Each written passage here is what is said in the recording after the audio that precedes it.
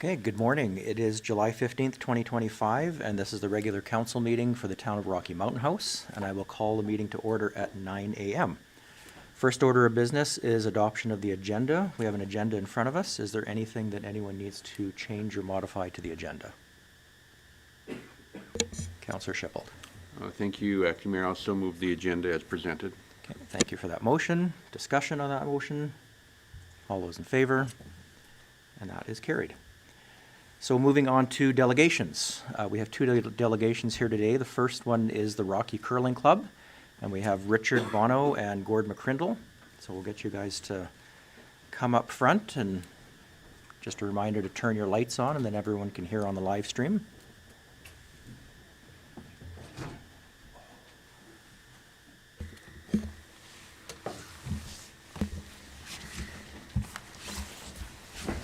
Okay, good morning. Morning. Did you want to start, or do you want us? Okay, we'll let Richard start. He's the boss. He's the boss. My name is Richard Bonneau, and I'm the president of the Curling Club. With us is Gord McCrindle. He's our past president and a current board member. We had to come to you as council here a few weeks back and looking for some additional funding and grant support in terms of the truss repairs for the building. We are ongoing with that still to this day. And if there's anything we can answer in terms of your questions on it, in terms of the additional materials that we've forwarded to you, please, we'll be glad to answer anything that you have towards that. Okay, well, I guess I'll start with questions. Probably the biggest question we have is, and I'm not sure if you can answer this question or not, but we're looking at, there's an outstanding loan that's currently with the curling club now, and of course with the trusses, which is something that's unexpected but expensive, along with the roof.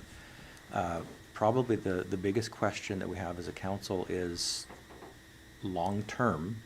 What is the viability of the curling club as an organization and as a building owner? Just because it seems to be a common occurrence that there's requests coming back for additional funding. So that's probably the biggest question we have is, what is the long-term plans? How does that look? I'm not sure if you can even answer that today. Well, the long-term plan, I guess, to some extent, a while back we've invested in the Every Kids Can Play program in order to bring additional curlers back into the market. And so bringing it to the schools at grade 4 and 5, and will eventually, when they come in grade 6, will be able to help us to attract the juniors. Our membership has been fairly stable over the past few years. It's been relatively unchanged since post-COVID. So we haven't seen a lot of change in that.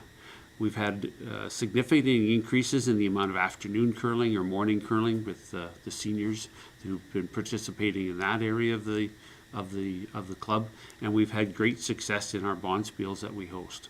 The naming rights of the building that we got done here 2-3 years ago now has enabled us to put funds away to allow for that rainy day fund. And as the council is aware, we did come to you a while back about potentially looking at paying off the mortgage, but we chose not to at that point in time. So the funds are available today with grant assistance to be able to get the building done. As Mr. Admet had mentioned a couple of meetings ago, the trusses themselves, once they're complete, according to the engineer today, is that we'll have 25 to 40 more years of the structure of the roof and its viability, that side of it. The plant was put in 2014. It was put in during the expansion, so the plant is new. There's no issues with the cold floor. It's actually pretty amazing. When you look at that building, it was pretty much there since 1960. And if you go in and look at the floor, there's not a single crack in that cement floor or whatever. So it would, would think that the cold floor is good. The plant is new. The rest of the building is new. Other than that, one of the reasons, I guess, when West, you guys were doing some looks at your arena, we agreed to as well, because it was, we had a quote to resurface a roof was $400,000. So I guess we better check the integrity of the building before we spend $400,000 on the building. And found these issues, but like Richard said, they're saying that the longevity of the building and the beams are probably good for decades into the future once they're repaired, right? And I mean, the repairs, if you look at them, although there's a lot of engineering and a lot of different things that are involved with shoring up the building and doing the repairs, it's not the rafters themselves, it's the kind of the strapping of the rafters that hold them together and whatnot that are cracking and failing and stuff. So the repairs are not, although they're gonna be expensive, they're not really that extensive as far as structurally whatnot. And they've done additional checks since then, after they did the shoring, to check on the ends to make sure there's no wood rot or this, that, whatever. They haven't found any issues with as far as, that's concerned and whatnot. So, other than financially, so like Richard said, I've been on the board for close to 10 years, and pretty much since we opened back up after the expansion. And our membership and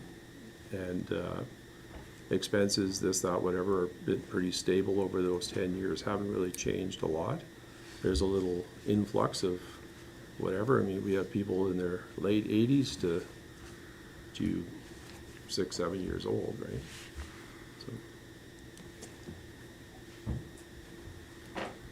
So. Councillor Shipple. Thank you, Acting Mayor. Just a question about, two questions. Timeline, what's it look like for getting the repair completed? Is there any estimates of time? And then the second part is, what's the budget look like? I know the town and the county have both put money towards that. Is that going to be sufficient or insufficient, or is there going to be another cash call? The timeline yet is undetermined. We're still waiting for the engineering report to come back on the actual what has to be done on the scope of work. We're hoping that we'll be able to get the curling season. Historically, it starts October, the Tuesday after Thanksgiving. We're still hoping for mid-November at this point in time. We think that that may be able to achieve or better, but we don't have a firm date at this point in time because we don't have a contractor to repair anything yet at this point in time.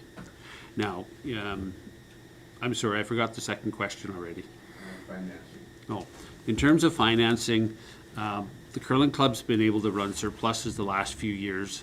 The funds that we have received for the naming rights from the Paternies Group, we have about $500,000 of our own money, plus the money that council will have given us. And if we get the grants that we've applied for, we're part of the CFEP grant that's due on July 31st to be submitted. We have the funds at this point in time, if we get that matching funds, to complete all the repairs, including what's on the roof as part of that project, on the top side of the roof. Yeah, so we should be able to, I mean, there's money locked up in some savings and whatnot that Richard is working to adjust, but we should have the funds with the support from both councils. We should have funds to match the grant without looking for additional. I mean, that's not to say we're still gonna be looking at doing some fundraising and whatnot not to have to liquidate things that are some investments and whatnot, so. Deputy Mayor Hutchinson. Thank you. So with the CFIP grant, when is that application approved? Is that, and what's that timeline going to look like? Because I believe you can't start construction until you've gotten the funds. Is that how it works? Well, so, sorry, Richard, but, so, what we were told when we met with them was we can still proceed with doing the work and billing and whatnot, and we can apply for that work. Once we've done the initial application, anything that was submitted then can be added onto the thing. So expenses up to date for engineering and shoring and whatnot can be. The initial inspection cannot be because it was outside of that, but those things can carry forward. The final application, so the submission has been put in, the final application is due at the end of this month, where we have to put in all the quotes. So by the end of the month. It doesn't get awarded till later, Yeah, it's December 31st before they say they will announce by December 31st. But saying that is the covering of the roof, like resurfacing the outside of the roof is like $400,000. So that's not imperative that that gets done immediately. And we're doing some repairs this summer that will carry us through, and you can continue to do some patch and repair on the roof going forward. So if it was unsuccessful, I mean, I guess we would be reapplying for a different grant in the new year to cover the roof if it wasn't approved with all together, right? So if it wasn't approved, we would still be able to do the initial repairs, and we would have to look at how we do the scope of work at the later part, right? I don't know if that answers your question. Yeah, and, you know, the curling cubby is unique from a user group point of view in the fact that you own the building. Yeah, And that's what makes this conversation a little different than, you know, minor hockey or Yeah. baseball or anything like last that. time I was here, I was trying to not own the building, but And that's, you know, that's where we have the questions as council is when, you know, when we own the building like the rec center, we plan for capital costs and we plan those, decades out in advance. And, you know, when we get asked for requests on a emergent basis, of course, it's not budgeted for. right. So that's basically the reasoning behind having you here today is just to make sure that everything's good, the viability of the organization and being able to keep that building maintained because it's only gonna get older. Yeah. As time goes on, that building's gonna get older and cost more dollars to maintain. So, I mean, if you look at the structure of the building, you know, most of it, what you can see, so there's the wall attached to the arena that's existing. It's all a cinder block wall. It's all there. There's no cracks, no visible degradation of the cinder block walls. On the side facing the arena parking lot, again, is all cinder block walls where there's some covering with sponsorship signs and whatnot, but there's no sign of degradation. You look at the back wall, there's no sign of cracks or this, that, whatever in the cinder block walls. The other side has been insulated, so you can't really see it. It's, again, been strapped and insulated and covered with tin on the outside that we did after the expansion and whatnot to match the rest of the building. But from all intents and purposes, I mean, the engineers that have been in there and looked at it feel the integrity of the building should last for years to come, right? So, I mean, the big thing is the ice plant is new, so shouldn't be any surprises there going forward. And the, you know, when we got the naming rights and whatnot, and Pinerney's was generous enough to give us the money to give us, we said, well, that's, you know, our rainy day fund in case the roof caves in, which kind of was a joke, but unfortunately, that's come to fruition, but it allows us to go through, right? I mean, it's, you know, without the support of the town and council, obviously, we would have to delay, you know, doing the exterior of the roof and this and that, whatever, but I think viability-wise, I think, you know, the years I was in there, mind you, we renegotiated the loan with council, so originally the town, or we had close to $1.5 million loan, thereabouts, and we're probably around 500,000 now, so I mean, we've worked at, you know, paying that back on a regular schedule and whatnot. We renegotiated the loan because originally, the original council and board agreed on a 10-year payment. We had a memorandum of understanding to repay that loan. It was like $139,000 a year. When I was the president, I was like, I have no idea how they agreed that they could actually make those kind of payments annually. So right now we're looking at more like a $39,000 a year. So we've extended it out over 15 years back a few years ago. So I think we're in a pretty good state compared to pre-COVID where we were in trouble at that time. But I think financially we're pretty good where we are. And in the past 3 years, we've ran a small surplus, not always an amount that will cover the loan payments. We've had to dip into reserves, but year after year, depending on what happens, the years of which we also get the casino grants happen through is on those third years, that helps to ensure that we exceed the value of the loan payments, so we're not dipping into our reserves for that. Does council have any other questions or comments? Deputy Mayor Hutchinson. No, just to say how much, you know, not just small towns, but it doesn't matter where you go in Alberta, you see a curling rink somewhere. There might not be a grocery store or anything like that. There's curling rinks. You know, so, you know, thank you for the work that you guys have done on keeping it an organization that is moving forward and implementing some new and different things to get the youth. You know, the youth are the up and coming, and if we can start at that younger age, I think that's great. So, you know, thanks for what you guys are doing. Thank you for your support. You know, the other, I guess on the other side of that with the youth and what we've done, stick curling has been a blessing in order to extend individuals' career to curl so that not near as much bending over occurs.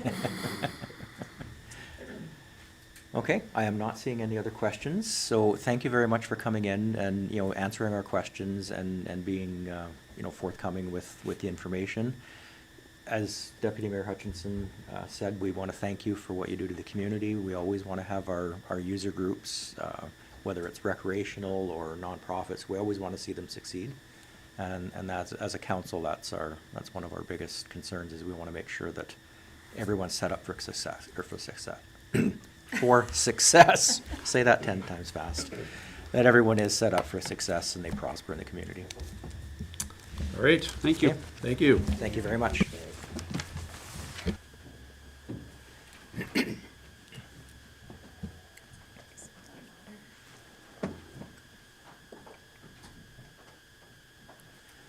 Okay, so we're going to move on to our second delegation, and we have the Rocky Rams, and we have Ryan Stombaugh and Wendell Mason.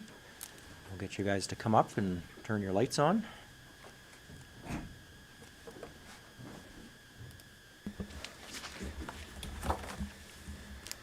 And I'm not sure who wants to start, but looks like Ryan's it. Well, I'd like to start out by thanking you guys for allowing us this time to come and talk to you guys.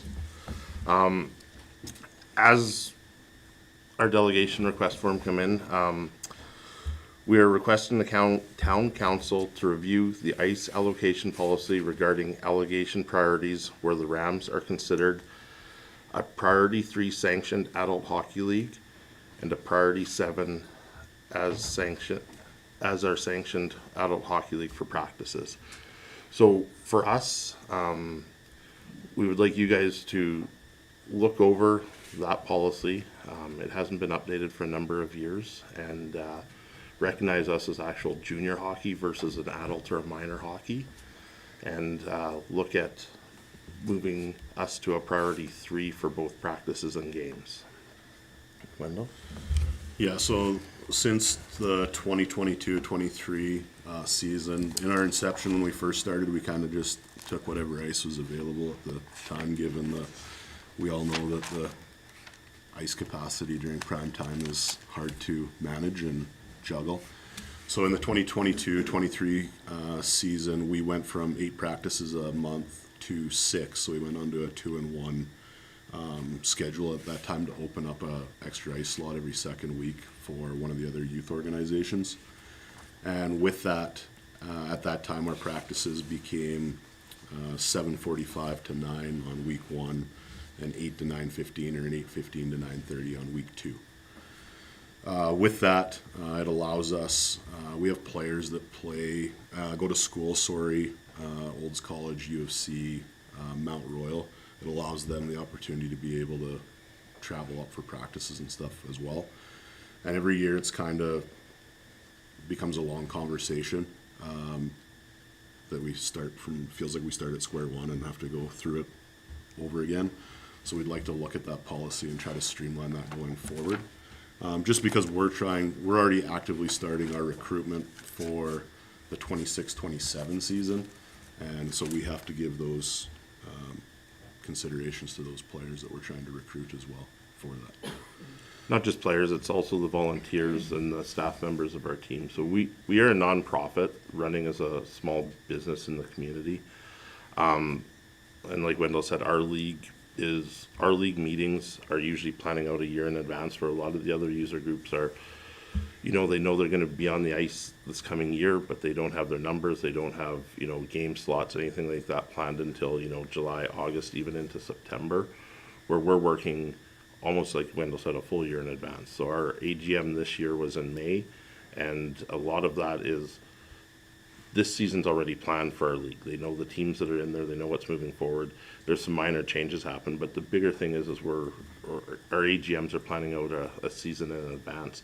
And so for us to be able to work within that league, we need some structure here at home at our rink so that we know where we're standing, what we're doing, versus what we've been dealing with the last couple of years is always having to barter and trade, give up with minor hockey, who's worked very, very well with us to provide. They understand the importance of those ice times for us, but when it comes back to dealing with rec department and anything like that, they always fall back on this ice user policy, which you know, we're not really technically listed in. We're not adult hockey, we're not minor hockey, we're in between. They give us the adult game slot priority, but then they're also giving us the adult practice slots, which are too late at night to work with the team, the volunteers, and the team staff, coaching staff, so. With that, like, as part of the recruitment process, in the last couple of years, our league's mandated to us that we have to be competitive based on a winning percentage within the league. We've seen it start to come to fruition where they're putting teams on probation because they can't be competitive enough within the league. And that's one of the things that leads back to, with our recruitment, we don't have a strong enough pool strictly in Rocky Mountain House of players, so we've got to go to the Eckvilles, the Sylvans, the Blackfalds, and recruit in the top skill to maintain the competitiveness. And if we can't practice earlier in the evening, then it drives those people away from, it's hard for them to come leave the rink at 11 or 11:15 at night and drive an hour or better one way or the other, so. Or 2 hours in the case of the guys going to UFC, right? So they're leaving the rink at 11:30 at night in the middle of winter, Rocky Mountain House. We know how the roads get, and even with that, the past couple of years, we have a contingency for after practice. If we have bad roads, we have set up with one of the local hotels to house the players overnight till the roads are safe. And that's part of what we do to look after the players. And part of this is we're just trying to get them home sooner, as well as our coaching staff and volunteers. I see Councillor Schipple has a question. Perfect. Sorry, we want a winning team in Rocky, don't get me wrong. So to that, I just want to get this straight, Wendell. You're looking for 6 days a month, so 1 week, 1 day, the following week, 2 days of an earlier practice time. Correct. So for the last 3 years, we've worked on a 2-on-1 rotation. So 2 days 1 week, 1 week the opposite, and we've just massaged it with the other user groups and made it work. But it seems like we're coming back to this repeatedly year after year, and we don't want to be at the 11th hour and guys pulling pin and, well, this isn't the commitment that you guys made and we're leaving kind of thing, right? So we feel that we want the Rams to be the destination for the local youth. That's kind of the mindset of where they can go below the junior A and the dub level. We are starting to see, when I deal with schools in the U.S., the ACHA at the collegiate level, we're starting to see schools reach out to us, interested in our players and going there. None of them want to commit to going yet, but I think it just shows the growth where we're headed and where we would like, you know, those kids to have those opportunities to be able to go. We had a school out of Pittsburgh reach out, interested in 6 of our players this year. So we would like to continue to grow that as the destination within our community.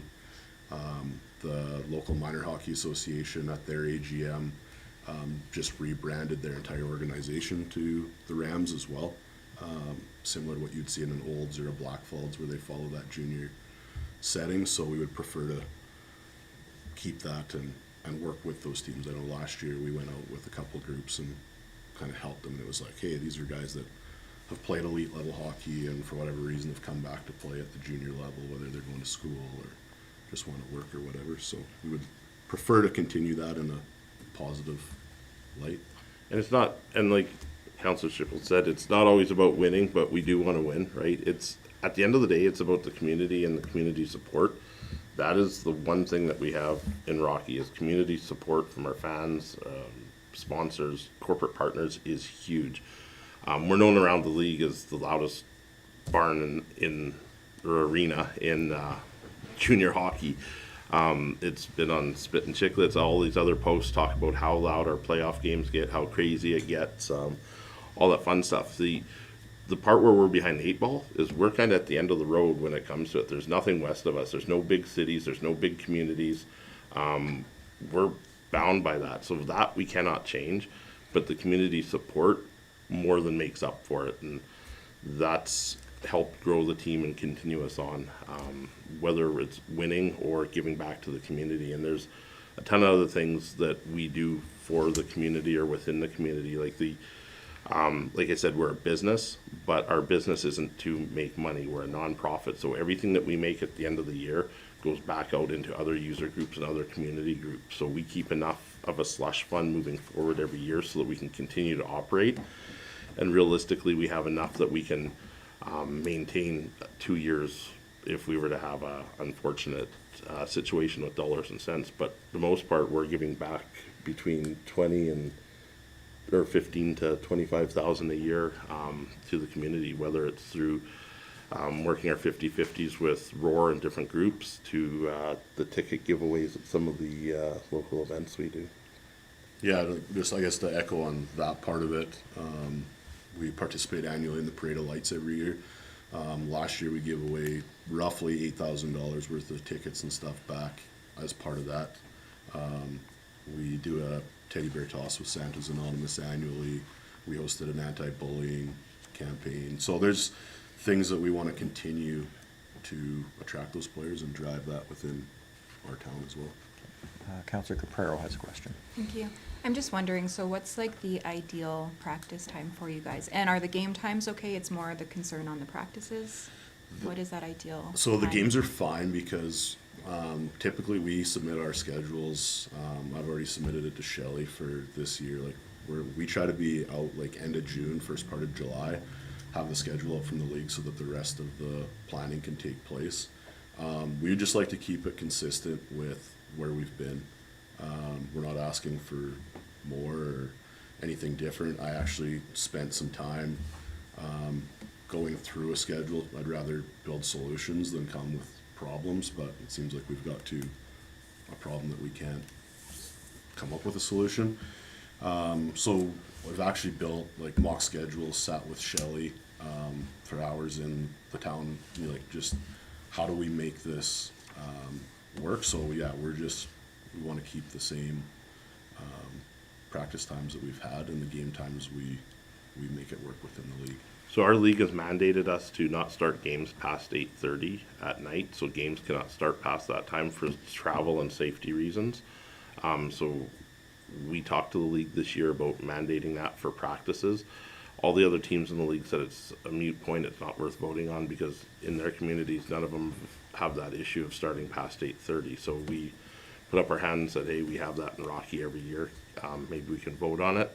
At our AGM, it was pushed to the side and said that that would be something that they would bring as for a policy for next year and bring that up, so that our league would not start practices past 8:30, which does us no good this year, though.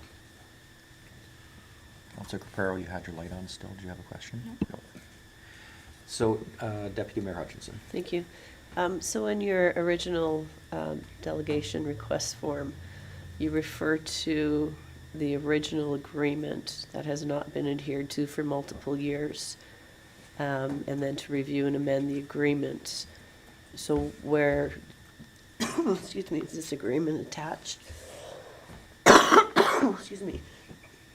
Or what is the original agreement?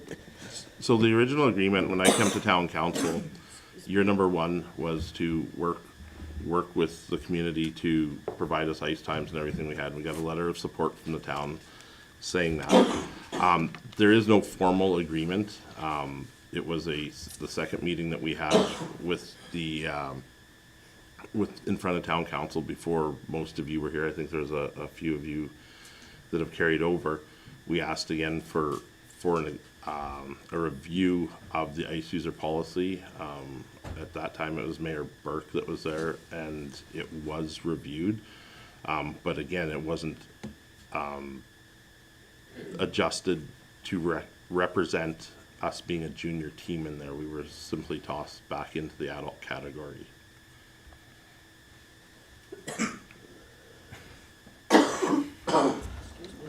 Did you have another question? No? Okay.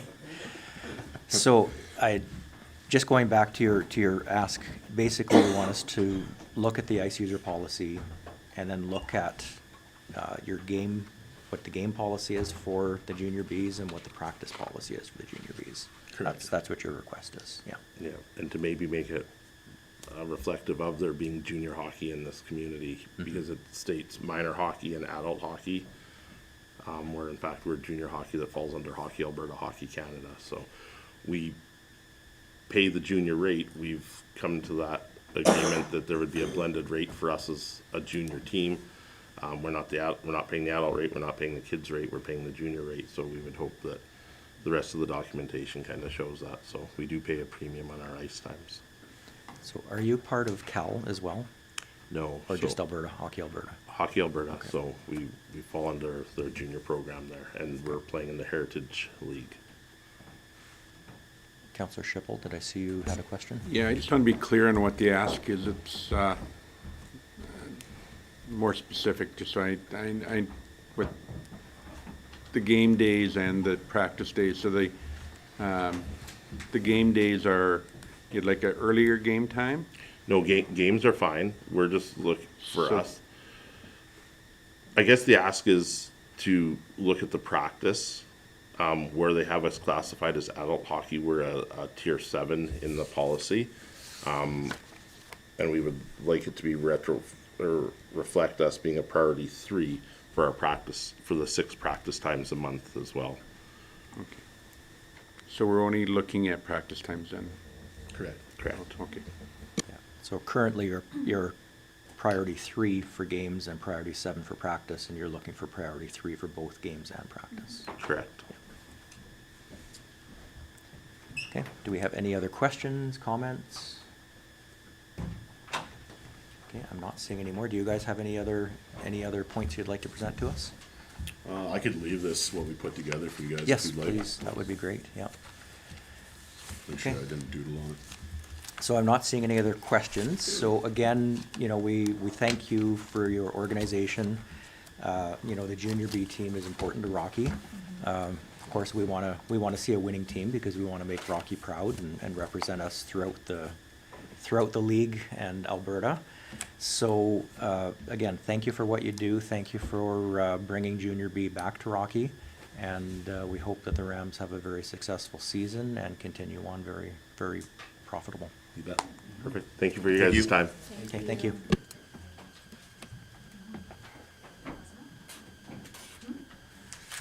Okay, moving on in our agenda, gonna look at the minutes. We have a set of minutes from July 2nd, 2025 meeting.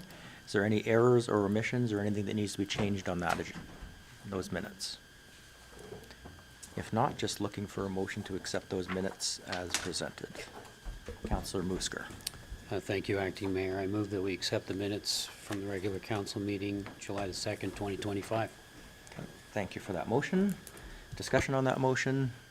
Call that to a vote. All those in favor? And that is carried. Okay, moving on to delegation business. So 5.1, the Rocky Curling Club. Do we have any comments, questions on the Rocky Curling Club presentation? Councillor Schipple. I was impressed with their presentation and impressed that they got money in the bank. I think they've been working diligently at making that happen. I would just like to make the motion that we accept their presentation as information. Okay, thank you for that motion. Discussion on that motion? All those in favor? And that is carried. So moving on to the Rocky Rams delegation business. Questions, comments? Counselor Caprero. Thank you. So the ask for them, as well as practice times, is to look at the ICE user policy. I have no issue doing that, and I don't know if we can do that today or if it needs to come back to council, but it is true in that they aren't necessarily an adult league. Their players do range from 16 to 20, so there are definitely some youth that's a part of that team. And I think they're important to the town. I'd hate to see, you know, them not be able to recruit or do things because of something unfortunate like practice times or the way the ICE user policy is written. So I'd be in favor of it coming back and us looking at it. I have some questions about this schedule that's here, but I don't know if that's necessarily needing to be talked about today or not. But I'm definitely in favor of it coming back and us having a look at that and seeing how we can try to make it work so that it works for them. And Deputy Mayor Hutchinson. Thank you. I'll try and get through this. As the schedule and the year is already set, as they both said already, I would maybe suggest that this comes back to service level to review the policy and see how it can be worked out, if that would be something that would be acceptable to council. Counselor Shipple. I think their ask is straightforward. I think they do planning in advance. I think leaving the service level, knowing they did the presentation today, I think that's just drawing it out. I'm where Councillor Caprero is. I'm in favor of what their request is. I think we have a look at it and make the move, and that way they know what their schedule is and what they're doing moving forward. And oh, sorry, go ahead. And to that, it's service levels typically financial. In this case, this is just a scheduling change and no financial impact. So I think we can move forward on it sooner than later. I agree with Councillor Shipple and Councillor Caprero. I think this is something that we can deal with long before service level. I do think it's something we should look at. It doesn't make sense that they're priority 3 on games and then priority 7 on practice. I think there should be a consistency in there. So I think looking at the policy does make sense in this case. And that's my 2 cents on it. Deputy Mayor. Go to Councillor Musker and then we'll go to Deputy Mayor. Thank you, Acting Mayor. I'm reminded that we had a delegation from Mr. Rob Duker back in the spring regarding the hockey group that he was representing too, and he had some questions regarding the scheduling. And I just want to recognize that it's probably extremely difficult to meet everybody's needs with 2 ice surfaces and everybody wanting the prime spots. I see Mr. Ahmed nodding back there. So, yeah, this is challenging. Trying to meet everybody's expectations. I look forward to seeing the review. And Deputy Mayor Hutchinson, did you have a comment? Yeah, my question would be then, if we reviewed the policy and made any amendments or any changes and whatnot, just hypothetically saying as of September 1st, does that mean it's going back and entire schedules are being reviewed? The changes that, or the scheduling that's already happened, because they've had their user group meetings, as both gentlemen had said, they've already adjusted and accommodated for this year. So how does the policy that would be changed and effective, maybe even before the season start, affect scheduling? I guess, Mr. Kraus, I'd be asking you that. Yeah, so thank you, Acting Mayor, to Deputy Mayor. So, I mean, administration would have requested council instruct us to bring back a report. I mean, part of that report, I mean, there are other user groups that would be affected, right? I mean, there's minor hockey, there's figure skating, there's speed skating to do that. So I think we would like the opportunity to engage those groups and say, okay, if we switched, now how does that affect you? So council can make a overall decision versus one specific user. Councillor Caparo. I think just something to keep in mind as well when it comes, when this should be reviewed. If it was put off until service level, it could be an entirely new council that's sitting around the table, and they've come and delegated to us, right? So if it's something that's pushed off to service level, it's coming to people who necessarily have not had the delegation, they don't know the background so much. So just for myself, again, like I would rather, and it may not do anything with their practice times this year, I'm not sure. I'm sure, I don't know. But I just don't think that it should be pushed off way down the road. I think it's something that we should look at sooner than later. I'll go with Deputy Mayor Hutchinson.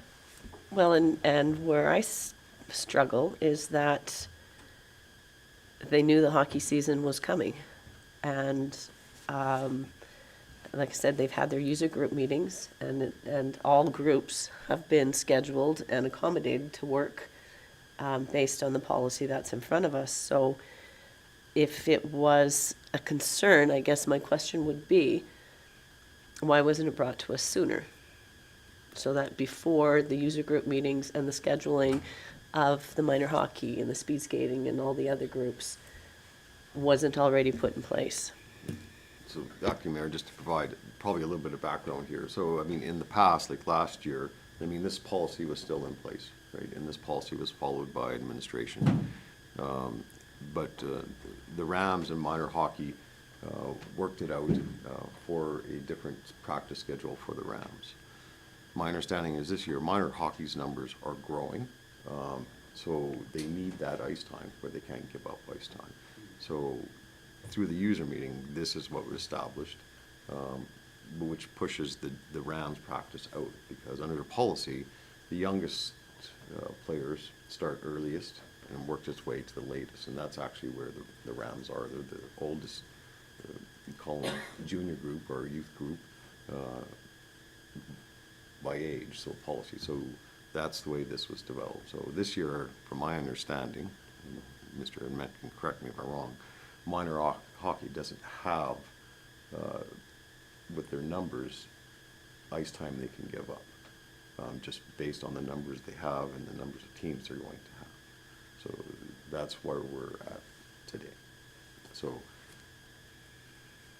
I mean, the junior Bs have asked for a priority because of the type of team they are, which council is going to go to consider. But now we also need to engage, the minor hockey, the figure skating, the speed skating, rec hockey, minor rec hockey. Okay, so how does this impact you, and can we make it work?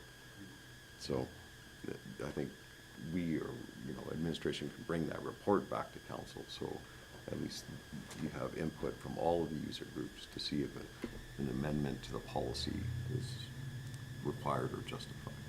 Councillor Busker. Thank you, Acting Mayor. I really like the sound of that. It's not as simple as just shuffling some things around. The schedule's been established for this year. We need to consider the repercussions and other dominoes are going to fall. So I would move that we ask administration to produce that report for further consideration. Okay, thank you for that motion. Do you have a timeline for that, Councillor Busker, or? I would defer to CEO Kraus how long it would take to put No, that together. everyone's trying to put schedules together, so we'll bring it back to the August 5th meeting. So your next council meeting, I'm looking at Wes to see if he's. But, no, there is some urgency to it, right? Yes. Because groups are trying to make their yearly plans. Yeah. so. Okay, thank you. Okay, so August 5th. August 5th. Thank you, Councillor Busker, for that motion. Discussion on that motion. Call it to a vote. All those in favor? And that is carried. Okay, moving on to old business, the land use amendment 2025/06, and I see Mr. Schwader and Mrs. Hartling is coming.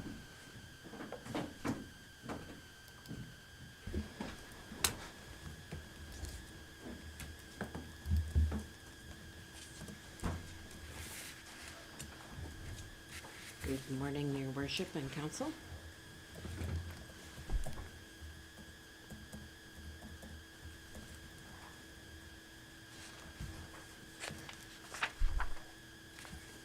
So following a few looks at the land use bylaw amendments, I'm just bringing this back again for council's consideration.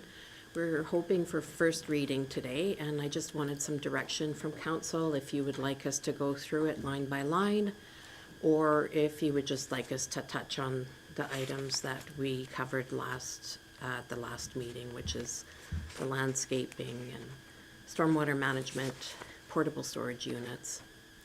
I think we're probably good just doing touching on the topics that we need to talk on. Okay. Yep.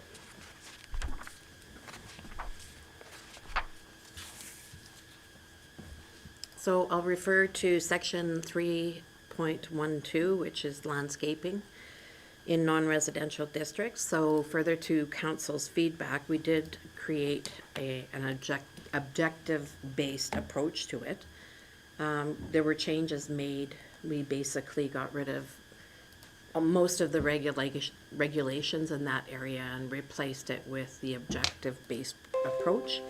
We kind of put more of a focus on screening and transitional landscaping, environmental stewardship, safety and maintainability, and compatibility with the neighborhood and natural environment.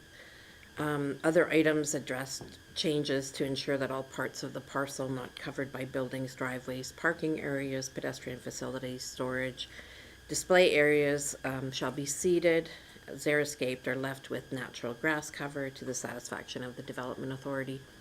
We also indicated that topsoil has to be sufficient enough to support the growth of trees and shrubs, boulevard to be landscaped and less hard surfaced, and landscaping to be completed within 1 year of completion of construction or commencement of use, and that the owner is responsible to maintain landscaping in accordance with the approved development permit.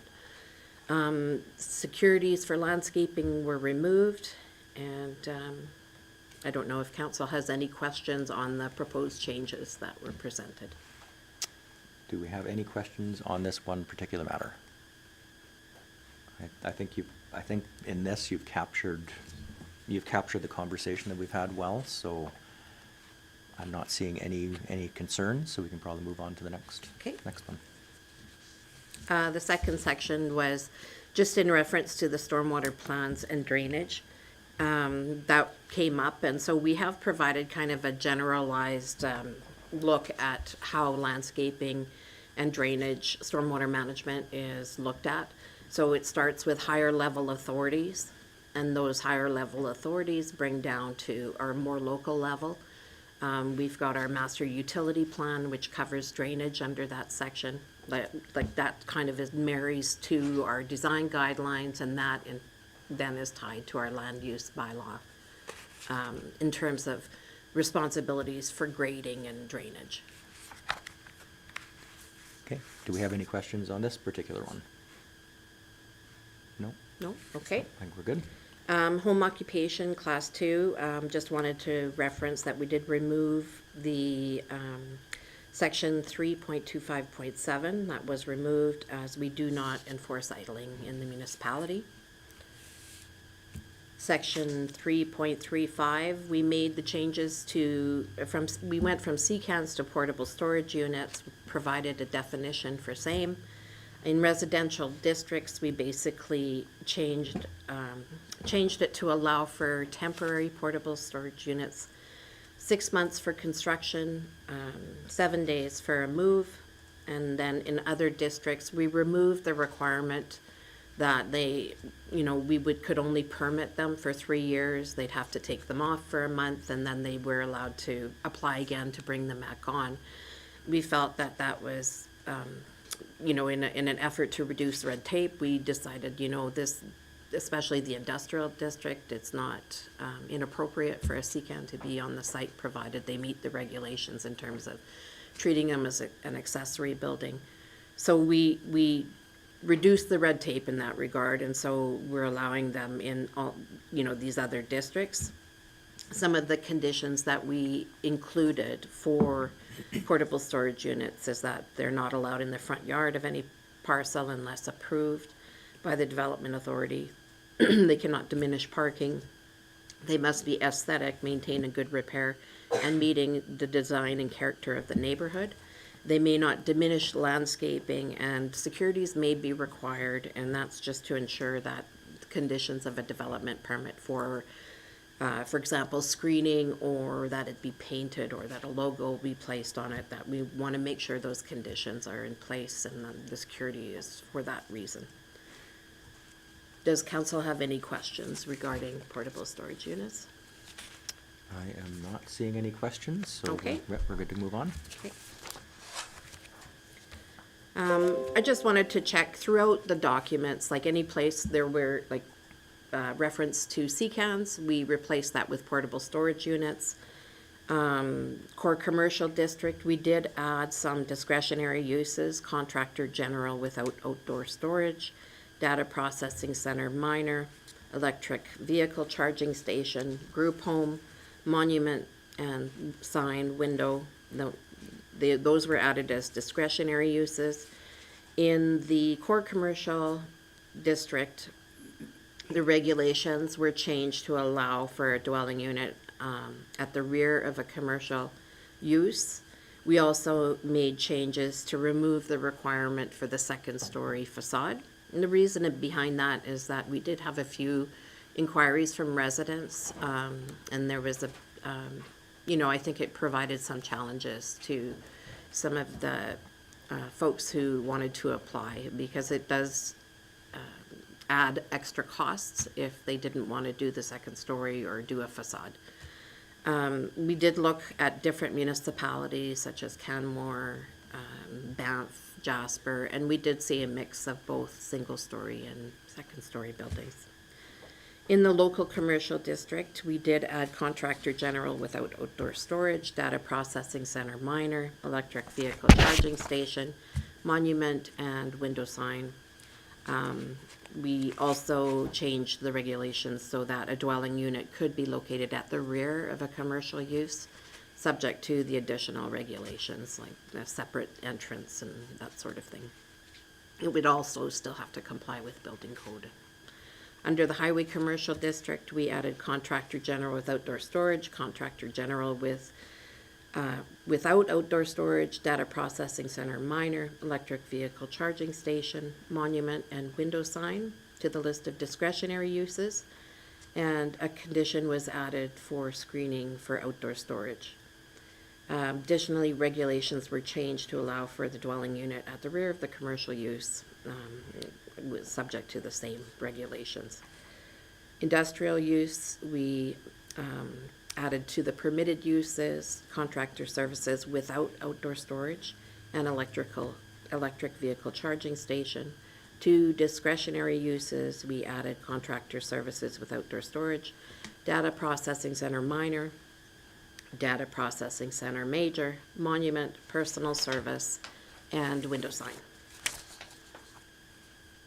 Alcohol, retail, and training center were moved into alphabetical order. They were already there. In other districts, in the public district, we added electric vehicle charging station and monument to the discretionary uses.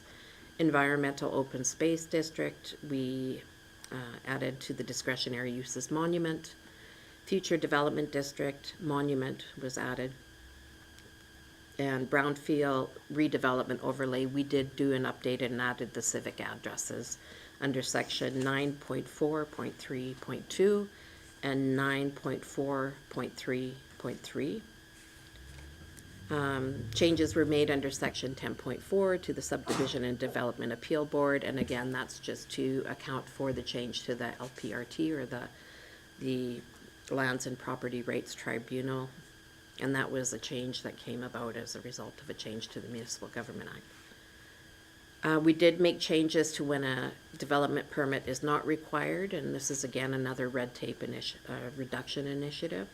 Changing the size when a development permit is required for an accessory building. So previously it was basically around that 100 square feet.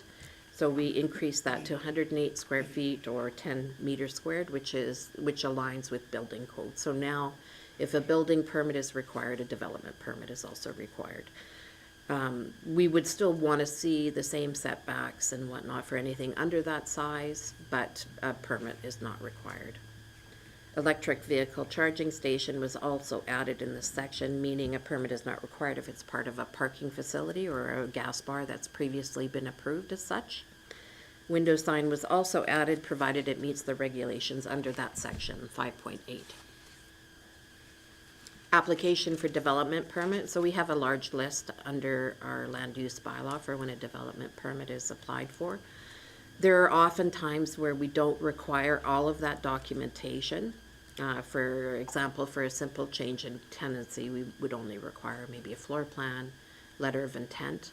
And so what this does is it kind of reflects more what our process is, and it also provides for a bit of discretion with the development authority when taking in an application, thereby reducing red tape.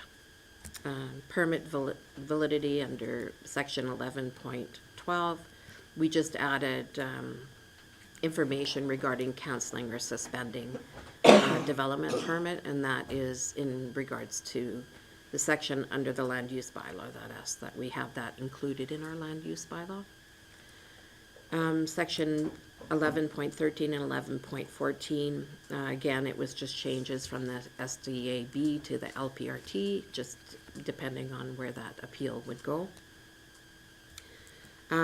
Section 12, we took out some information and just added that it complies with the council procedural bylaw, because that is what aligns with the Municipal Government Act, and it just ensures that we're following all of the requirements under both the MGA and the council procedural bylaw. Section 13, we removed reference to the town's fees and rates bylaw for penalties, because we did not have, penalties are not usually in the fees and rates bylaw. Usually penalties are in the bylaw itself. So we did add sections to have a list of penalties for offenses related to the land use bylaw in the land use bylaw. General definitions. Throughout the document, we did update definitions to align with the direction of council, including reducing red tape, so that we can consider a development permit for a use without specificity. So it allows us to be more general in terms of when a change in tenancy occurs, and it allows for a bit more generalization when we see business moving into a space that was previously occupied by, say, an office, without having specific types of uses identified. It just gives us a bit of authority to generalize and to reduce red tape in that regard. The building code may not align with the change, so we can reduce the red tape in terms of maybe a development permit, but we would still have to look at the occupancy under a building permit, and they may still require a building permit. And other use definitions, we basically did that throughout, where if it wasn't a new definition for a new use that we've included, such as monument, we kind of went through the whole use definitions to try and provide some generality, so it gives us a bit of an opportunity to consider again, a general kind of interpretation of what's going in to reduce the requirement for development permitting. Again, CCAN was changed to portable storage unit. And then section 15, we just moved a reference to Alberta Fire Code requirements up to the top, because it's an important requirement, and we wanted to ensure that rather than them having to specifically go to that section 2, that there was a statement at the front that they had to comply with that section under the fire code. Section 16, Schedule B, we just added the different uses that we've added, like data processing center, electrical vehicle charging station, to the appropriate groups of uses. Does council have any questions for any of the changes regarding the land use bylaw? I am not seeing any questions. I know we've had a few kicks at this, Yeah. and I think we've took out all the bumps that we needed taken out, and good work on getting this put together. Thank you, Your Worship. Councillor Caparo. Thank you. If there's no further discussion, I'll make a motion. Be it resolved that council give first reading to amending bylaw 2025/06 to amend the land use bylaw 2020/19 and have administration schedule a public hearing for same at the regular council meeting on August 19th, 2025. Thank you for that motion. Do we have any discussion on that motion? All those in favor? That is carried. Thank you, Your Worship and Council. Have a Okay. good rest of the day. Thank you. Thank you very much. So we're going to move on to new business, the repealing bylaw 2025/12 for the off-site levies. And Mr. Kraus? Yeah, thank you, Acting Mayor. So as council's aware, the town has gone through the process of reviewing our master utility plan and our off-site levy, and through the utility master plan, it was identified projects in there that would meet the requirements for an off-site levy under the Municipal Government Act. And through that process, one of the consultants drafted a off-site levy report for council, which is included in the package. That report indicates that if council went down the path of implementing off-site levies for every possible off-site levy project, it would equate to probably around $110,000 per hectare. That would be a cost imposed on land developers. So under the Municipal Government Act, council is not required to have off-site levies. Council has a choice of imposing off-site levies, reducing or creating a level of off-site levies, or not have any off-site levies at all.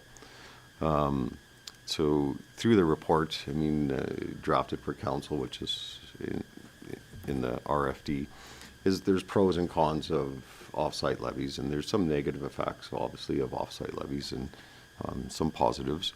Where council's discussion has gone with administration is really a drive for economic development, in that council wants to remove any burden or promote economic development. So administration has brought forward a repealing bylaw, which would repeal our current off-site levy bylaw. If council does pass the repealing bylaw, then council is establishing that the town is not going to impose off-site levies on any development, with the desire to promote economic development and gain growth in our community. So administration, more than happy to answer any questions of council on this. Councillor Shipple. Thank you, Acting Mayor. I commend you on the report that administration done. It was phenomenal. The only question I have is, we have some developments that are taking place right now, namely Laybon, which will have entered into an agreement with off-site levies. How do we deal with the switch if we go from off-site levies to no off-site levies with a development that's already in progress? So the development in progress, we haven't finalized the agreements. We've made them aware that council was reviewing the off-site levy, and we didn't know which way it was going to go, up, down, stay the same, or in this case, be eliminated. So the developments in progress, we are waiting for council's decision for the implementing any off-site levy, if so. So in the case, I don't want to be specific because it's in negotiations, but if we are currently in the negotiation for a development agreement, and council makes the decision today, that we would not impose off-site levies on those developments.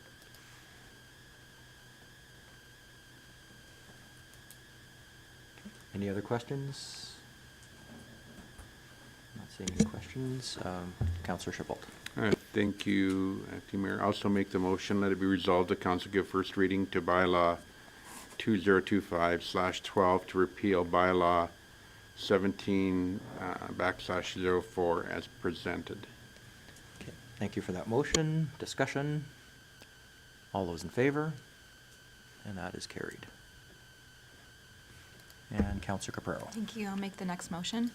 Be it resolved that council gives second reading to bylaw 2025/12 to repeal bylaw 17/04. Okay, thank you for that motion. Discussion on that motion? All those in favor? That is carried. And Councillor Musker. Thank you, Acting Mayor. I'll move that council give unanimous consent to proceed with third reading of bylaw 2025/12 to repeal bylaw number 17/4. Okay, and thank you for that. Questions, discussion, all those in favor? And that is carried. And Deputy Mayor Hutchinson. Thank you. Be it resolved that council give third and final reading to bylaw 2025/12 to repeal bylaw 17/04. Okay, thank you for that motion. Discussion, all those in favor? And that is carried. Good work, everyone. That is a bold statement by the town of Rocky Mountain House that we are looking for development in this community. Moving on to item 7.2, storefront improvement recognition. Mr. Schwader. Good morning, Acting Mayor, Council.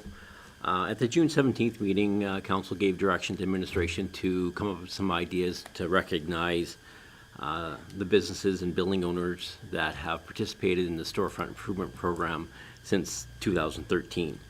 In the comment section, I worked with the communications team to come up with some ideas for Council's consideration.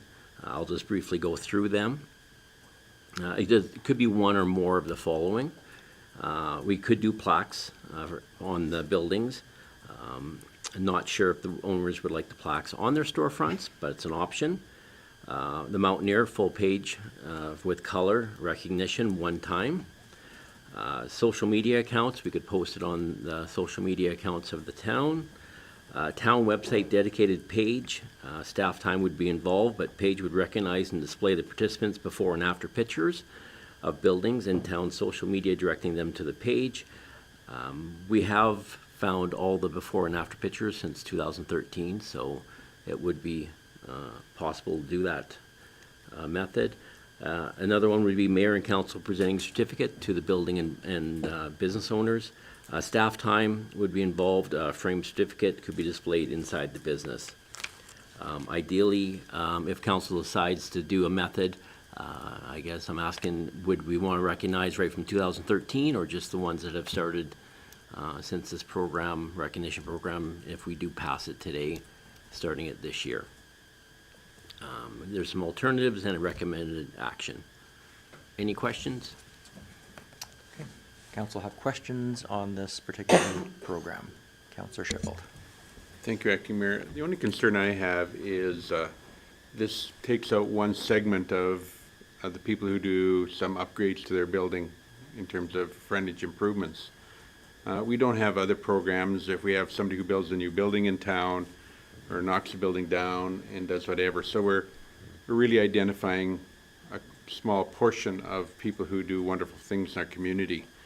And I'm concerned about that. I think it needs to involve everybody. It should be a new build, it should be a retrofit, modernization, whatever. I think that we lack in terms of what we do, in terms of giving people a pat on the back for making upgrades or doing whatever they do.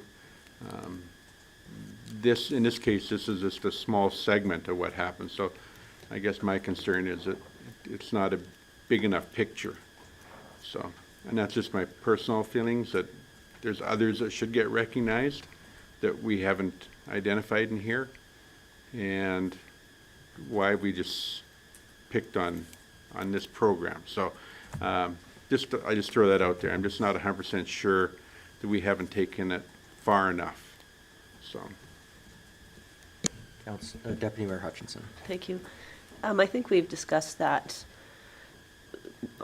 quite a few times in the past as to how do we recognize long-term businesses, things like that. I think this is a good start to recognize the program that we've put in place, because we want to see some of those changes happening in the community. But I think that I agree with you that there's more work to be done. And I know I brought it up earlier already about service level, but you know, maybe that's the bigger picture that needs to be looked at, so that we're recognizing not just this particular program, but those other businesses, just to recognize our businesses more. And we heard that when we did our business walk downtown and through the local businesses. You know, how do we promote, how do we grow our community? We use are using our local businesses to promote, but we need to have some recognition coming from council. So I think that's a possibility to take it the next step further. So I completely agree with both of you. I think we need to do a better job of recognizing business when they succeed. Whether that's a new business opening up, whether it's a renovation, whether it's someone taking advantage of our storefront improvement program. I think as a council, we should visit these businesses. I think we should actually, and that's one of the recommended items in here. I think council should go visit those businesses and say, good job, pat on the back, well done, thank you for enhancing our community, as well as having it on our social media platforms as well. Is this something, and I'm asking Mr. Kraus on this for direction, is this part of a bigger topic that we would have to create a policy for? Or how, because I know we're talking about this one item right now, but is this something that maybe should be part of a bigger policy that we recognize more? Yeah, no, I think it would be a bigger, like a policy on business recognition or whatever. I mean, because today, I mean, this is the request of council for us to bring back a report of the storefront. So that's what's being presented to council today. But if council wants a policy on how we recognize business improvements or new businesses and all that, we can bring back a policy for council to see what that entails. Councillor Gippold. Councillor Hutchinson made the comment about service level review, that this may be something for that. I'm wondering if it maybe shouldn't be, because where do you stop? Yeah, And who do you miss? Who don't you miss? What's it going to encompass? What is it going to cost? There is a cost to it. So I think that rather than coming back with a policy, I think we should push this to the service level review and have an in-depth discussion about how we promote business in our community. Councillor Musker. Yes, thank you. I agree with Councillor Chappelle. I'm thinking, what are the logistics of this, right? Recognizing everybody. It's a great idea, but what if you miss someone, right? So I think it needs to be part of a broader discussion. I would like to see that happen at service level as well. Deputy Mayor Hutchinson. So that would be a second motion. I would still like to make the motion that council directs administration to recognize the storefront improvement program, participating businesses and building owners by way of town dedicated website page highlighting before and after pictures of the building since the beginning of the program. Okay, thank you for that motion. So we have a motion on the table, so do we have any discussion on that motion? Seeing none, I'll call that to a vote. All those in favor? That is carried. Again, did you want to make a second motion, I'll Deputy Mayor? take a shot at it. That be resolved that council direct administration to bring a report to service level review on business recognition, or would that be sufficient? Yeah. Okay, thank you for that motion. Do we have any discussion on that particular motion? I'll call that to a vote. All those in favor? That is carried. Okay, so we are done with that discussion agenda item, so we're going to move on to 7.3, the wayfinding project. And Mr. Kraus or Mr. Schwader? Mr. Schwader, okay. Before council today, in regards to asking for more funding for the wayfinding project, we have awarded the contract to a contractor. We did a site visit. They've done first calls. During the first calls, they've discovered that fiber optics are a little bit too close to our signs, so screw piles are not able to be used for the signage. Cement pilings will have to be used, as well as hydrovacking. So it's added an additional, estimated about $18,000 to the costs of the project. So I'm before council to request an additional $20,000 to complete the project. Thank you for that report. So I've got Councillor Musker, then Councillor Shipple. Thank you, Acting Mayor. Anytime we get into a situation where we're doing ground disturbance, we can always be surprised, right? I think of last year with the upgrades to the airport's runway lights. We found that the conduit underground was substandard. That we weren't aware of that in the estimating process until after the digging started. So I just want to say congratulations for catching this, whoever was involved, before somebody put a screw pile through a fiber optic cable. And yeah, I would like to see this proceed. Okay. Councillor Shipple. Question in the contract, was there no contingency put in? Normally in a contract, there's 10% contingency put in, so this, I would assume that'd be 10% here, and then this is another 14.5% over and above that, so are we talking 25% in total overrun on this program already? That would be administration's fault back in May when we came to council in regards to asking for the request of 137. We should ask for a contingency at that time. So there was no contingency then? Not on their part, but it should have been on our part for administration. I'm sorry, I would sooner cut back on something on the program than increase the budget on this. And Deputy Mayor Hutchinson. Keep in mind that the budgeted amount was 200,000, and that the project initially, we came in at 135-ish.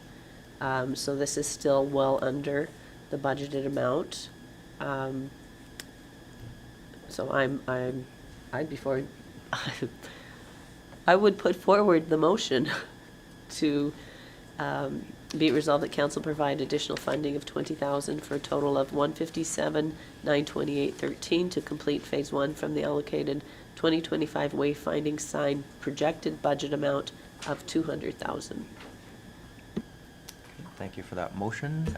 Councillor Caparo, do you have discussion on that motion? I do. I just wanted to say, for myself, I am in favor of the motion that's just been put on the table. I think it's something that we need to keep in mind. We are doing everything that we can to try to have people invest in Rocky Mountain House. And I look at this as a way that we are investing in ourselves. I think the wayfinding signage is going to give a facelift to the town. So if we want people to invest in us, we need to be willing to invest in ourselves. So just that being said, I am in favor of the additional funds and the program itself. And Councillor Shipple. Thank you, Acting Mayor. I guess where I'm at is there's still a question within the community as to what we're getting, and I have that same question as to what we're getting for our dollar amount. And we're going to spend more money on something we don't know what we're getting. I'm against the motion. I don't think we should be spending more money. I think we need to know what we're going to get from the get-go. If this was phase 2 and we really loved what phase 1 was, then I might have a different opinion. But at this point, there's nothing that gives me solace in knowing that we're getting something that is worth another $20,000. And I appreciate the fact that you run into these. I'd like this to go back to the contractor and find out where we save the money. So I'm against the motion. Do we have more discussion on Deputy Mayor Hutchinson? Thanks. It's not an expense that is changing the design or the look or anything of the signs. It's the fact that we have to add additional safety measures to install the signs or a safer process to get the signs put into the ground, which was an unforeseen expense. And Councillor Shipple. To Councillor Hutchinson, in the same breath, you can cut back on a project in order to adhere to the original number, not add to it. So there's two options. Either one, just throw more money at it, or number 2, cut back the project and see what we're going to get. And so I would be in favor of the second option, that just cut back and remain within the dollars that have been allotted to this point. Deputy Mayor Hutchinson. I guess my point being, again, it is under the amount of dollars that the original budget, which was 200,000. So we're still under that under budget on that amount.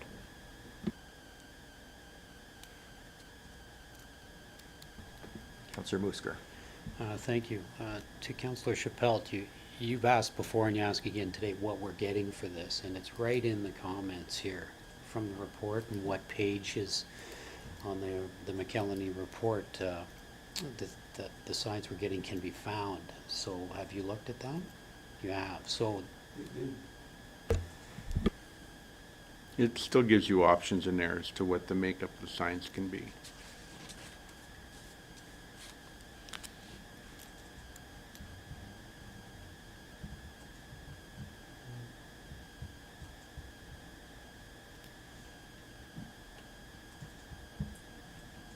Sorry, did you have more comments, Councillor Mercer? Okay. Okay, I am not seeing any further discussion. Unfortunately, this is, you know, when you start looking at projects and you start finding out what's under the ground, it does change the scope of projects. You know, I do wish we had a contingency on here because that would have solved this, or at least taken care of most of this problem. I'm kind of torn on this either way, but we do have a motion on the table. So without further discussion, I'm going to call that to a vote. All those in favor? Opposed? And that is carried.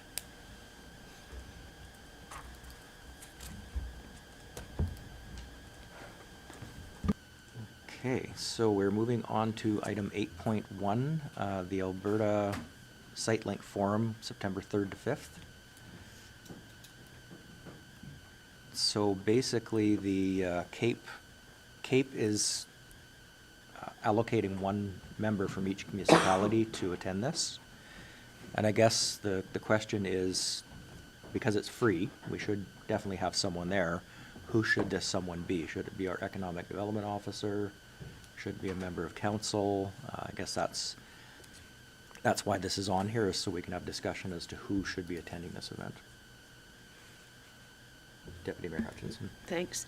I think if our economic development officer is available to do the event, I think that would be the appropriate person. But if by chance they can't attend or there's issues with that, then we could look at somebody from council. But I think that would be the most appropriate fit. See some nodding heads. Councillor Caparro.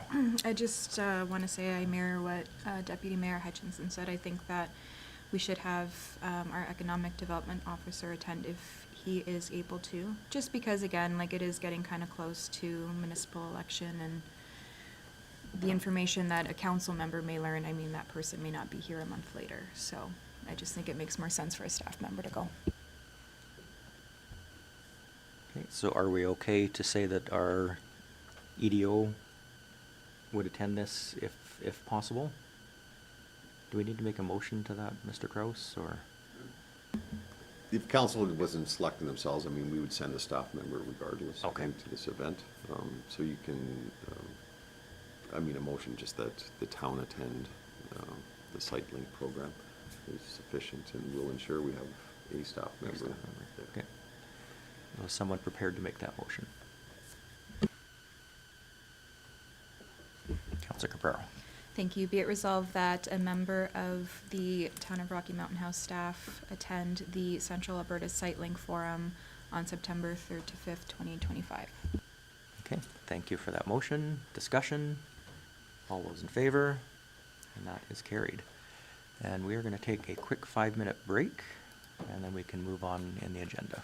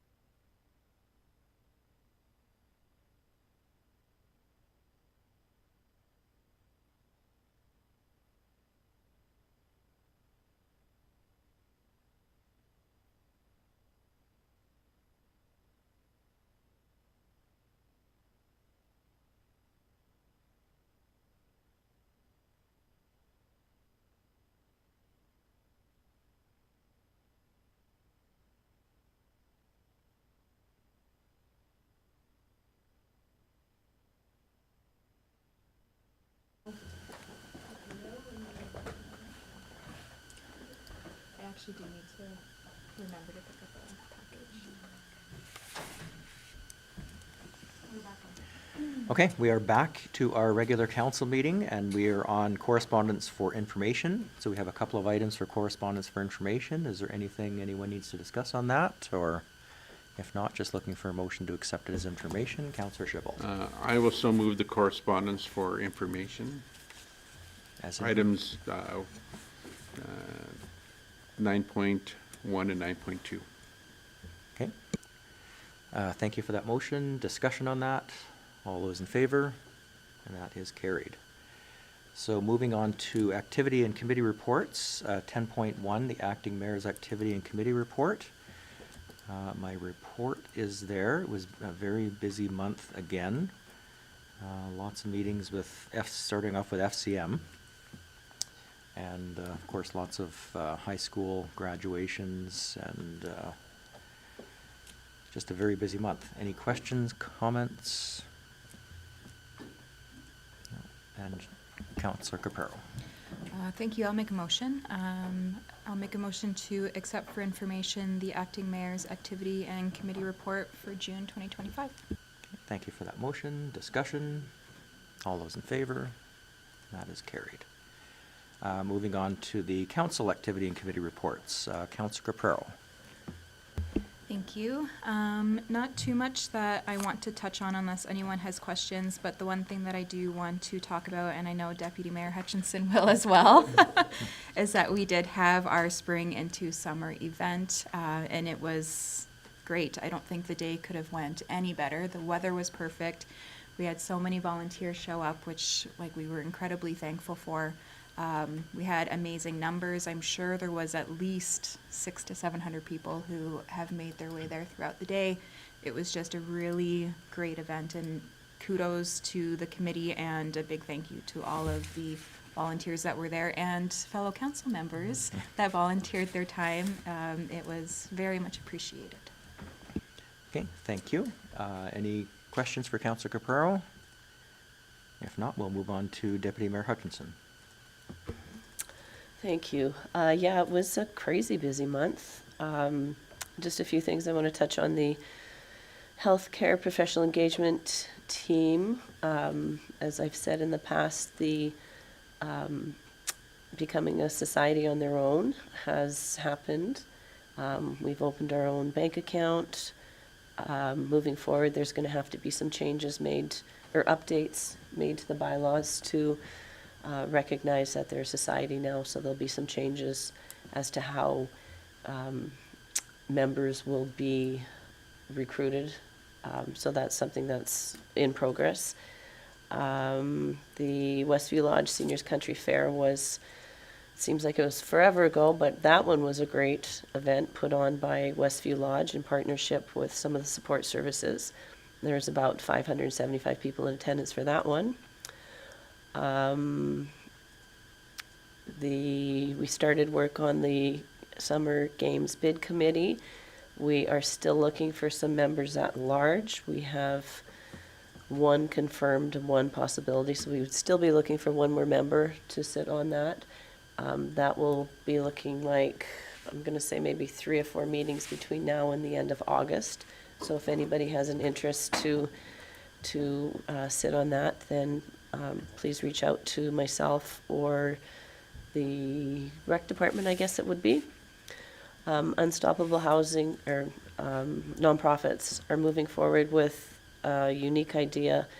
We have a meeting tonight, and they had met with the non-for-profit foundation in Drayton Valley to look at creating a foundation here in Rocky Mountain House. So we'll be discussing that tonight. The EDA performance, well, we did the AB Muni's Leader Caucus meeting, which was some great information. And if any of the councillors, if you go on AB Muni's website, they do have the briefing of the day's events on there to give you some more details. The EDA performance measurement course was mind-blowing. Councillor Spelt and Acting Mayor Phillips and I attended it. It was very interesting looking at things through a different lens from the economic development lens as opposed to council. Then, of course, our spring into summer event, I think Councillor Capero captured all of that.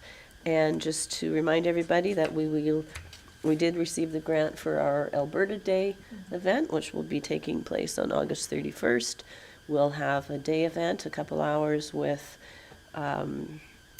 games and entertainment, and then of course we'll be doing our evening movie. We've got a bigger screen than we did last year.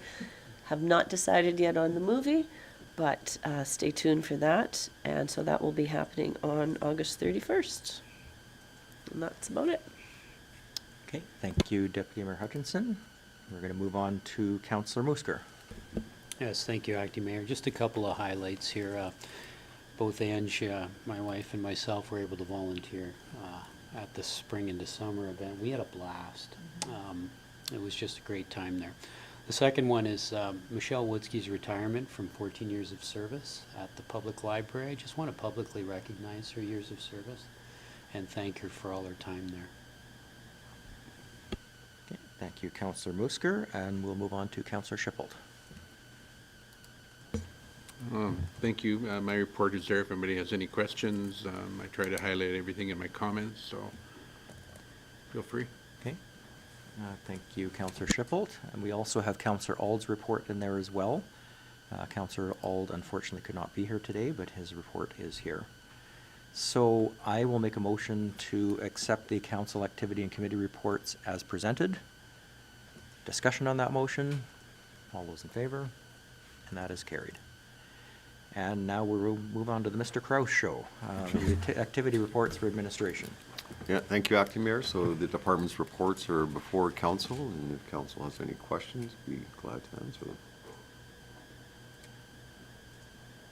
Do we have any questions of Mr. Kraus, Deputy Mayor Hutchinson? Not a question, it's just to recognize the capital project summaries that are in all the reports. I think is a great tool that we have on there. It's easy access for anybody who is interested in what projects are in the works or happening. So thanks to the staff for putting those in. Okay, not seeing any other questions, just looking then.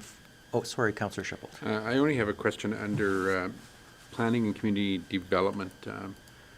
We have government and institution for 1.5 million this year. Any idea what that number would be for? It's much higher than previous years. Is that the Christian school development possibly? I would verify with our planning department, but that's the only institutional project comes to mind right now. I like the number, but it's not taxable, so No. that's the unfortunate part. Okay, any other questions on the administrative reports? And just looking for a motion to accept that as information. Councillor Musker. Thank you, Acting Mayor. I move that we accept the department activity reports for information. Okay, thank you for that motion. Discussion? All those in favor? And that is carried. And moving on to the action list, Mr. Kraus. Yeah, thank you, Acting Mayor. So going through the open items. So the first one, land use bylaw amendment. So council dealt with that today with first reading, and we'll be scheduling the public hearing for August.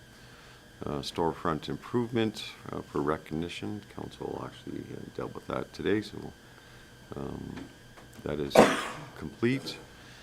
Council asked the Rocky Curling Club to come as a delegation, and that happened today, so that item is complete. The housing study, so I've met Mr. Emmons twice in the last couple weeks on the housing study, and I've also met with staff from the ministry on granting for this, and I could provide council greater information on that meeting, probably in the council CAO dialogue, if council so wishes. In the forfeiture property, so that is still with land titles. I mean, the resolution that is on the action list is to bring back report on potential uses for it, so I will look to council for a little guidance there, if you want that report to come back to council or to service level. Because if council wants this report prior to service level, then we'll start working on it. What does everyone think about that? Service level's fine for that? Okay, yep, service level's fine for that. Do you need a motion? Pardon? Do you need a motion? Yeah, please, then we can take it off. Are you prepared to make that then, Deputy Mayor? I'm prepared, whether it comes out right or not is another thing. Be resolved that council bring back the, do we need to refer to the resolution already made?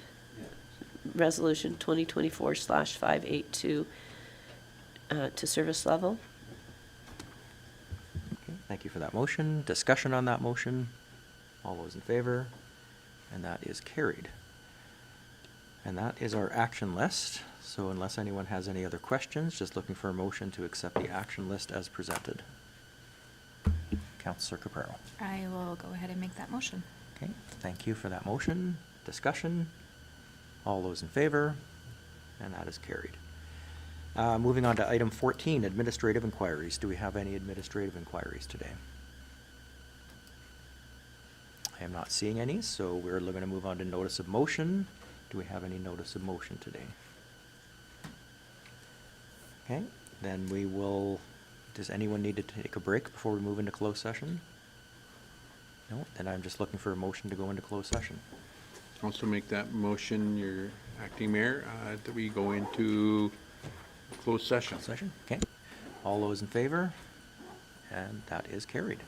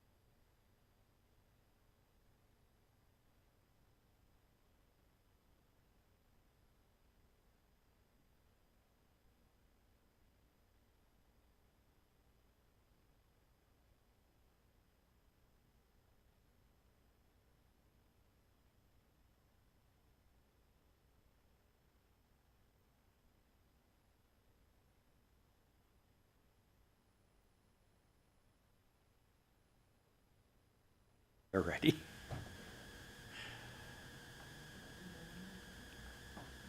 Okay, we are back in live session. We have a couple of motions coming out of closed session. The first one, Councillor Musker. Thank you, Acting Mayor. I move that we have admin arrange a meeting regarding agenda item 16.2, the P3. Thank you for that motion. Discussion? Seeing none, call that to a vote. All those in favor? And that is carried. And Councillor Schibalt. Thank you, Acting Mayor. I would like to put forward a motion as well, and that's that we have administration explore parking options on the bottom of Main Street. Okay, thank you for that motion. Discussion? All those in favor?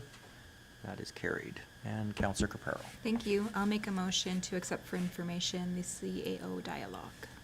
And thank you for that final motion. Discussion? All those in favor? And that is carried. And with nothing left on our agenda, I will adjourn the meeting at 12.